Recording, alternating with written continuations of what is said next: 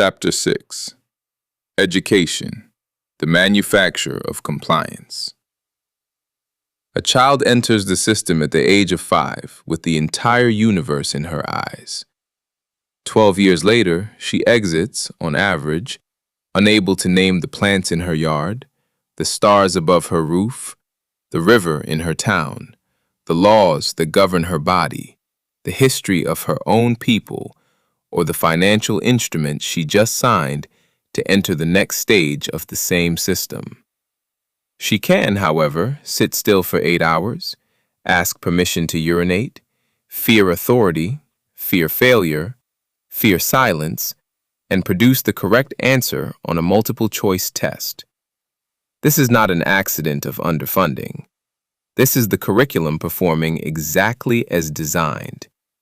The modern compulsory school was not built to liberate minds.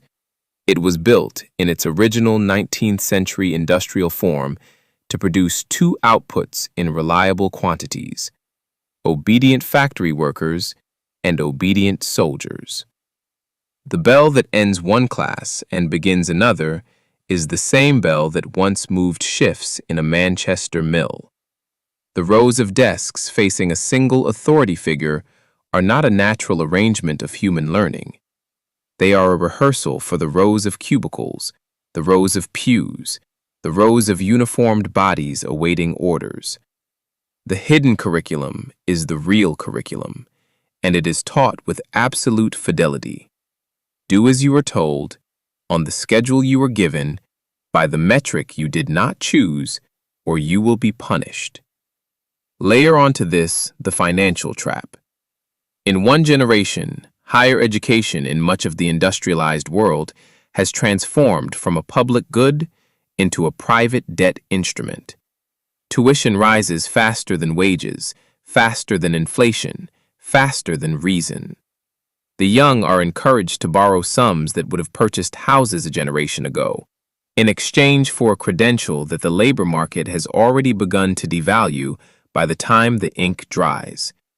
The lender is often, in some elegant Isfet loop, the same entity that profits from the labor market that demands the credential. A school that does not teach you to recognize your captivity is not a school. It is the front desk of the cage. Notice what is never on the syllabus. Not how money is created. Not how to negotiate a contract. Not how to grow food. Not how to deliver a baby, mourn a death, settle a dispute without a court, heal a wound, talk to a parent, hold a child, sit with a dying friend. Not the history of your own ancestors before colonization. Not the names of the Neteru that shaped your grandfather's grandfather. Not the laws of Ma'at, the only laws that would have inoculated you against everything you are now drowning in. The omission is the instruction. To leave something off the syllabus is to teach the student that it does not matter. To leave off self-knowledge, ancestral memory, financial sovereignty, and natural law is to teach the student that he matters only as a unit of production and consumption. After 12 to 20 years of that lesson, the lesson is learned. The graduate steps into the world fluent in compliance and illiterate in self. Ma'at education is the inverse. It asks first, who is this soul, and what was she born to remember? It teaches the land before the textbook, the body before the algorithm, the lineage before the test. It produces neither workers nor soldiers.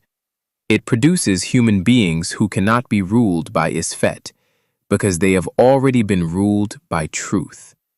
That is the kind of human Kemet built temples to train.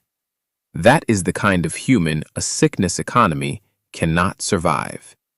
You can begin that education at any age. The first lesson is to stop calling what you were given by the name it stole. Ashe.